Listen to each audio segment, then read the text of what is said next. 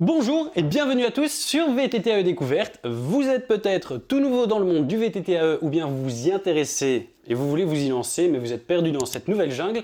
Cette vidéo devrait vous aider à répondre à quelques questions qu'on se pose très souvent ou bien démonter des idées reçues qu'on a sur le VTTAE.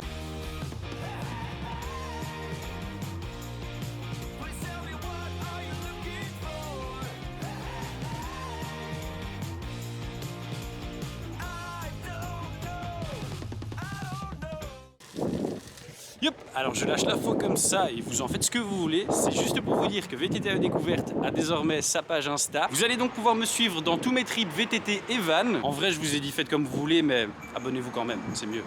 Allez, bonne vidéo. Et vous allez voir que par chance, une fois que l'on connaît les bases, tout devient relativement simple. Donc aujourd'hui, je vais répondre à beaucoup de questions qu'on peut se poser quand on est nouveau dans le monde du VTTAE. Quels sont les différents modes d'assistance dispo? Habituellement, vous aurez accès à un mode qu'on appelle le mode Eco, un mode qui sera un mode de puissance moyenne et un mode qu'on appellera Turbo ou bien Boost. Le mode Eco est donc celui qui vous donnera le moins d'assistance, qui vous le fera le plus travailler. Le mode de puissance moyenne qui, comme son nom l'indique, est un mode de puissance moyenne. C'est pour moi le mode parfait quand vous êtes dans des single track ou des petits passages techniques et engagés et que vous voulez que ce soit fun, que le vélo soit suffisamment punchy, mais pas trop. Et le mode turbo ou boost, ça dépend comment il est appelé sur votre moteur, qui donne toute la patate du moteur. Alors ça c'est en général, on a certains constructeurs qui ont plus de modes moteur que ça. Dans l'ensemble, c'est comme ça que ça fonctionne. On a 3 ou 4 modes moteur qui sont crescendo au niveau de la puissance. Et puis sinon, vous avez aussi le mode d'assistance off qui va couper complètement l'assistance du moteur. Et la courage. C'est ce qu'on peut aussi appeler mode brûleur de cuisses. Comment fonctionne l'assistance au pédalage? C'est très simple, on est sur un VTT. Concrètement, aux idées reçues, si vous ne pédalez pas, le moteur ne fonctionne pas et vous n'allez nulle part. La quantité d'aide que va vous fournir le moteur va dépendre de la force et de la cadence en fait, avec laquelle vous allez appuyer sur vos pédales et du mode assistance que vous lui avez demandé. Comme sur un vélo classique. À quelle vitesse vont les VTTAE? En Union Européenne et maintenant en Grande-Bretagne, la limite de vitesse est de 25 km/h sur un véhicule à assistance électrique, donc VTT AE, VTT assistance électrique. Dans le reste du monde, si je dis pas de bêtises, c'est 32. Maintenant, si vous voulez aller au-delà des 25 à l'heure, le vélo ne va pas exploser ou vous freiner soudainement, c'est jusqu'au-delà de 25 à l'heure, le moteur ne vous assiste plus, donc c'est juste vous, les pédales et le vélo. Et une fois que vous redépassez sous la barre des 25, le moteur se remet en route et vous assiste à nouveau. Peut-on supprimer cette limite de vitesse? Cette question, je l'aime pas. Oui, et cela est interdit. Donc je ne vous dirai pas comment faire sur cette chaîne. Ça s'appelle le débridage et cela est interdit. En plus de pouvoir endommager votre moteur et de ruiner votre garantie, donc ça c'est déjà des raisons suffisantes. Il faut savoir qu'en soi, vous avez théoriquement le droit de le faire sur un terrain privé, mais si vous utilisez un vélo qui est débridé sur la route, vous risquez des amendes. C'est pas fou. Honnêtement, ça je devais même pas le dire, c'était pas prévu dans le script. Vous allez vous rendre compte qu'il y a déjà certains singles qui sont pas du tout faits pour qu'un VTT passe jusque 25 à l'heure. Imaginez-vous, vous allez vite vous en rendre compte quand vous allez faire du VTT, que si on arrive dans certains singles à 30, 40, 50 à l'heure, c'est juste pour se tuer. Donc c'est pas très fun. Comment charger la batterie? Il suffit simplement de brancher votre chargeur directement sur votre vélo ou bien certains vélos permettent d'enlever la batterie, ce qui vous permet de charger la batterie seule dans une autre pièce, indépendamment du vélo. La différence entre un VTT et un VTTAE, elle tient principalement sur ces deux choses-là, le moteur et la batterie. Y a-t-il beaucoup de différences entre les moteurs? Oui, il y a des différences entre les marques. Il y a certains moteurs qui sont plus souples au pédalage, il y en a d'autres qui seront plus punchy, qui seront plus brutaux, il y en a certains qui seront plus ou moins silencieux, d'autres qui seront plus ou moins lourds, qui seront plus ou moins économes avec votre batterie. Il y en a certains qui seront paramétrables et d'autres où vous ne pourrez pas, d'autres où vous avez plus de modes d'assistance, donc au lieu d'avoir juste Eco, Trail et Boost, vous en aurez encore un qui sera intercalé à chaque fois, donc vous en aurez 5. Vraiment, il y a beaucoup de moteurs, chaque moteur a ses spécificités. Certains sont plus lourds, je ne sais pas si je l'ai dit, d'autres non. Certains sont plus ou moins puissants. Moi, ce que je pense qui est le mieux quand on débute en VTTAE, c'est d'essayer, tant que possible, le plus de moteurs. Pour se faire une idée de celui qui nous plaît le plus au pédalage.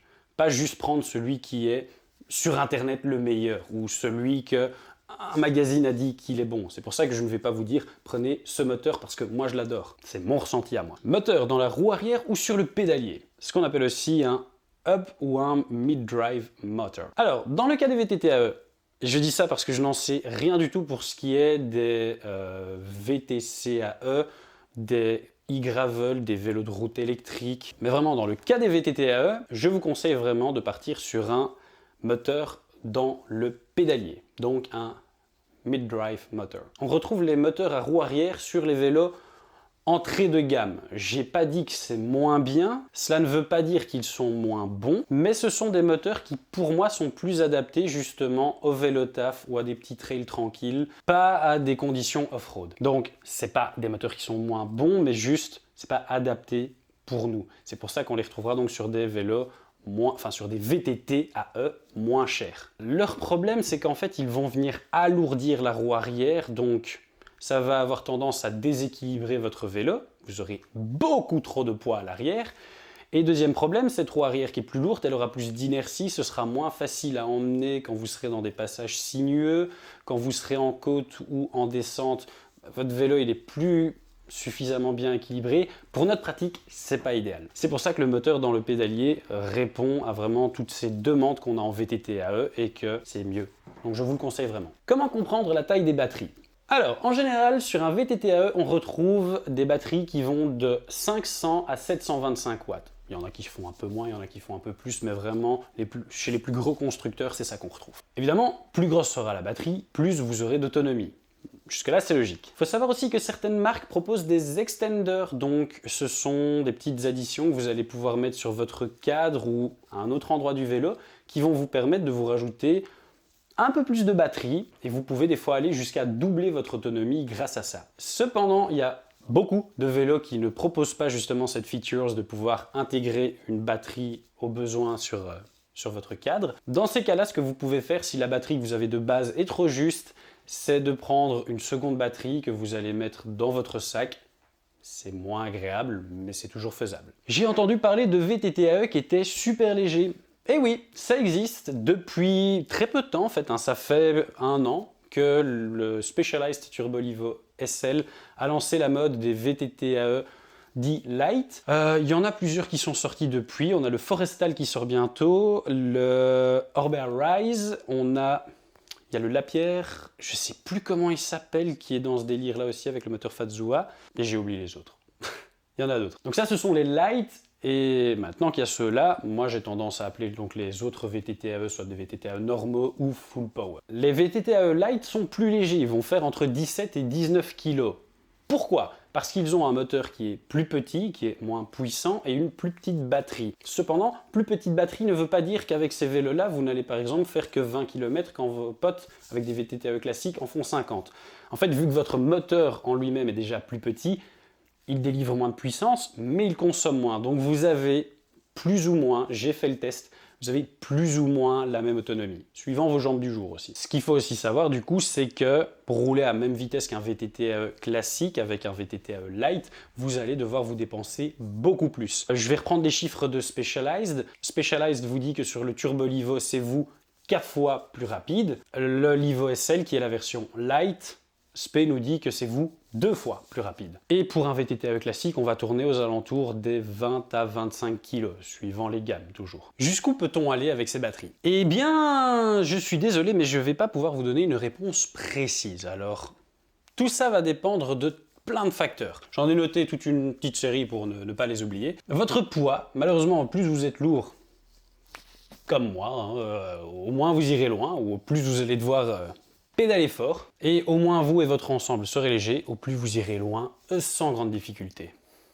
Merci les gars. Mais il y a aussi qui joue dans l'équation la température, l'élévation, les conditions du terrain, si c'est boueux, sablonneux ou autre chose, vos pneus, les suspensions, enfin voilà, il y a vraiment beaucoup de choses qui jouent dans l'autonomie, donc une personne va réussir à faire 60 ou 70 km avec une batterie, quand une autre va en faire 45.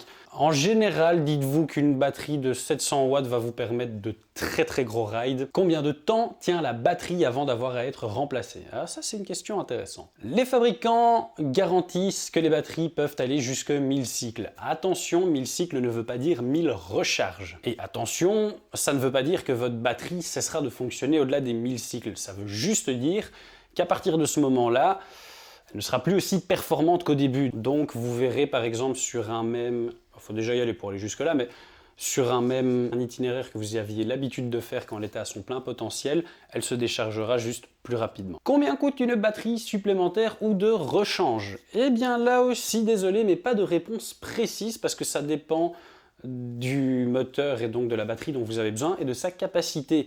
Ça peut aller de 400 € jusqu'à, attention, 1100 €. Ah, ça fait pas plaisir. Je vous rassure, sur les vélos où c'est 1100 €, la batterie est déjà tellement grosse qu'on n'a pas besoin de la deuxième. Vous êtes mort bien avant la batterie. Peut-on amener son VTT-AE en avion? Alors le vélo en lui-même, oui.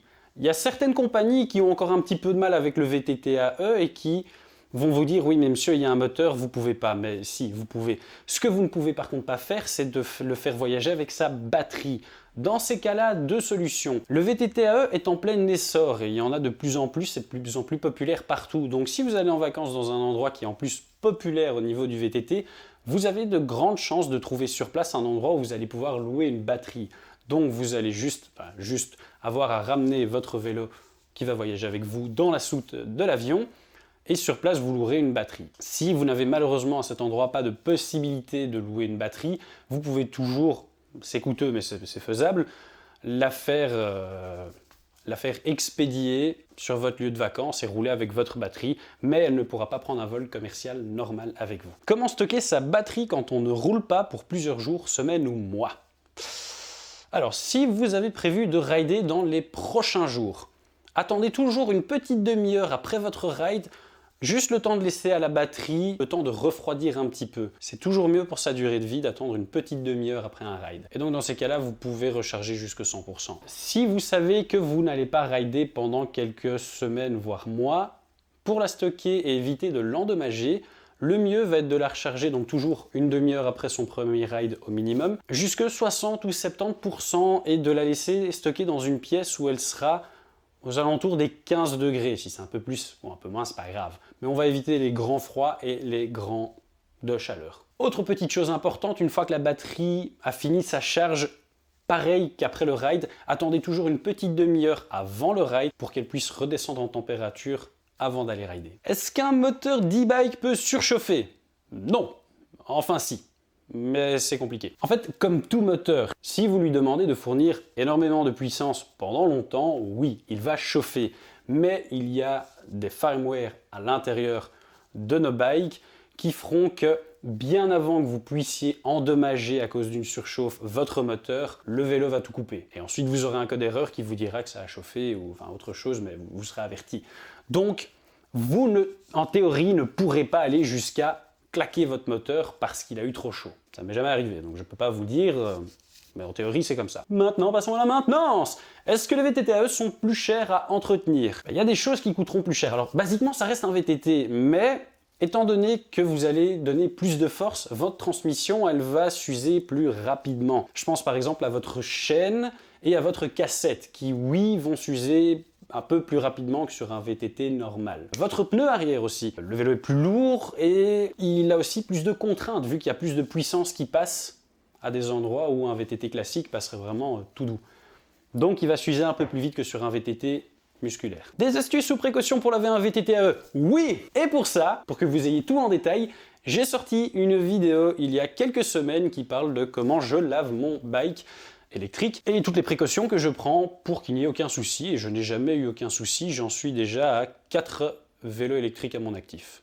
Et j'ai jamais eu aucun souci électrique. Comment transporter un VTT-AE? Ça aussi, je vais faire une vidéo spéciale qui sera consacrée à ce sujet et surtout au budget du transport d'un e-bike. Mais globalement, si vous le transportez à l'intérieur de votre véhicule, c'est la même chose qu'avec un VTT classique en fait. Tant qu'il y a de la place et que ça rentre, c'est nickel. Si vous le transportez sur un porte-vélo, faites attention à deux choses. C'est que votre porte-vélo soit homologué pour le poids du VTT-AE. C'est pas tous les porte-vélos qui acceptent des vélos qui vont jusque 25 kg. Donc prévoyez toujours et prévoyez même une petite marche, parce que si vous revenez d'un ride qui était complètement boueux et que vous replacez le vélo, le vélo, vu qu'il a encore toute sa boue sur lui, il est plus lourd. Donc moi j'aime bien toujours avoir un peu de marge aussi. Deuxièmement, c'est pas toutes les marques, mais certaines marques préconisent d'enlever la batterie pour le transport, si jamais il y a de la flotte ou autre chose, ou en cas d'accident. Ça a demandé conseil au vendeur où vous allez acheter votre vélo et il vous dira ce que la marque préconise pour votre vélo. Sur le terrain, est-ce qu'il faut que je mette mon moteur sur off ou est-ce que je dois l'éteindre en descendre? Non. N'oubliez pas que c'est un VTT classique. En fait, une fois que vous allez passer les 25 à l'heure, vous avez juste votre moteur qui va couper l'assistance et qui reprendra une fois que vous serez repassé sous les 25 à l'heure. Donc, pas de souci à ce niveau-là. Qu'est-ce que ça fait de rouler avec le moteur off ou la batterie à plat? Alors là, je vais pas vous mentir, c'est pas une partie de plaisir. D'ailleurs, la batterie à plat, c'est le pire cauchemar d'un VTTiste électrique. Plus généralement, si cela arrive, c'est en fin de ride, quand vous êtes déjà bien fatigué et que vous avez envie de votre moteur. Maintenant, si vous voulez savoir ce que ce mal vous fait sans avoir la punition d'avoir à continuer le ride sans batterie, je vous invite juste à mettre votre moteur sur le mode d'assistance off quand vous roulez et vous allez voir que vaut mieux pas avoir ça quand on est à 15 km de la fin d'un ride. Peut-on être fit ou rester fit avec un VTT AE? Alors ça, c'est une question, je déteste quand on me dit le contraire. Bien souvent, les gens qui vous disent non sont des gens qui n'ont jamais foutu les fesses sur un VTT AE. Je suis la preuve vivante, donc je me le suis prouvé à moi-même, je n'ai pas eu besoin d'internet pour savoir ça ou des conseils d'un vendeur, que oui, ça permet de se remettre en forme, de rester en forme et d'être encore plus en forme. C'est bien simple, dans les mois qui ont suivi l'achat de mon premier VTT AE, j'ai perdu 10 kg et je me suis rarement senti aussi bien sur le plan physique que grâce à ce sport. Le VTT AE, c'est du sport. C'est un VTT, c'est juste qu'il va plus vite. Vous devez pédaler pour qu'il avance. C'est pas un throttle, une gâchette qui vous fait avancer tout seul. Il ne va pas travailler à votre place, il vous permettra juste, et en fait c'est ça qui fait tout, d'aller plus vite, d'être plus motivé, d'aller plus loin, de faire plus de kilomètres. Et grâce à tout ça, vous allez rider plus souvent, plus de puissance, plus de fun. Et donc au final, voilà, il y a plus de ride. Et c'est tout ça qui fait que je trouve que c'est même un meilleur workout de faire de l'électrique que du musculaire. Parce que vraiment, on va plus faire du vélo, on a beaucoup moins de moments où on n'est pas motivé à aller rider avec un électrique. Parce que même s'il fait un peu moche dehors, qu'il y a un peu de vent, ou que c'est un peu boueux, on n'a pas cette excuse du « ouais mais mes jambes sont pas top aujourd'hui ». Au pire, tes jambes sont pas top aujourd'hui, tu vas juste mettre un peu plus d'assistance et boum, tu vas rouler et tu vas perdre du poids et te sentir bien. Donc oui, le VTT AE permet d'être fit, permet même bien plus que ça. Et voilà que cette vidéo touche à sa fin, je vous remercie de l'avoir suivi jusqu'à maintenant. Si vous n'êtes pas encore abonné, c'est gratuit et ça fait plaisir, n'hésitez surtout pas. Sur ce, moi je vous remercie d'avoir suivi la vidéo, je vous dis à la prochaine. Peace!